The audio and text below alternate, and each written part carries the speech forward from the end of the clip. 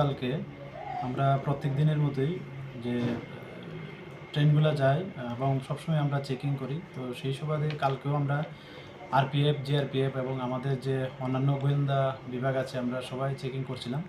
তো এমন সময় তখন সন্ধ্যা আনুমানিক প্রায় 5:30 সাড়ে 5টা হবে। তখন দেখলাম যে একজন ছেলে সে পার্সেল অফিস দিয়ে সঙ্গে ট্রলি এবং একটা পিট্টু ব্যাগও আছে নিয়ে আমাদের স্টেশনের দিকে ঢুকছে আর কি। তো আমাদের সন্দেহ হয় যে হয়তো এটার মধ্যে কোনো কিছু থাকতে পারে, কারণ এগুলো খুব ওয়েট দেখা যাচ্ছে।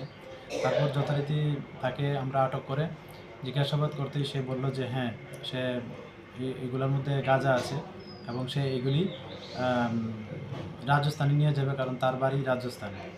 তো তারপর আমরা আমাদের সিনিয়র অথরিটি যারা আছেন ওনাদেরকে খবর দিই। তো ওনারাও আসেন।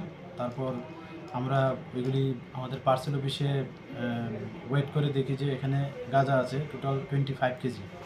তো ওকে জিজ্ঞাসাবাদ করলে বলে যে প্রত্যেকটি প্রায় 4,000 কেজি করে কিনেছে। তো এই সুবাদে প্রায় 1 লাখ টাকার মতো হয় এবং পাশাপাশি সে এখন পর্যন্ত এটাও স্বীকার করেছে যে ওইগুলি নাকি তাদের এখানে প্রায় 20,000 করে বিক্রি হয়। তো এই সুবাদে এগুলির দাম প্রায় 5 লাখ টাকার মতো হয়ে যায়। তো এরকম আমরা কন্টিনিউ চলছে আর কি। হ্যাঁ, নামটা কি? ওর নাম সুভাষ জাট, বয়স 30 বছর। আর এমনিতে ওনার গ্রামের নাম চাউমু, জয়পুর, রাজস্থান। এই পর্যন্ত এক সপ্তাহে কতজন এনডিপিএস কেসে মানে আটক করা হয়েছে? এই পর্যন্ত আমাদের রেল স্টেশনে 12জন অ্যারেস্ট হয়েছে।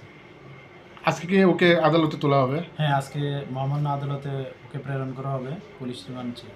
কতদিনের চাওয়া হবে পুলিশ? 3 দিনের পুলিশ রিমান্ড চাওয়া হবে।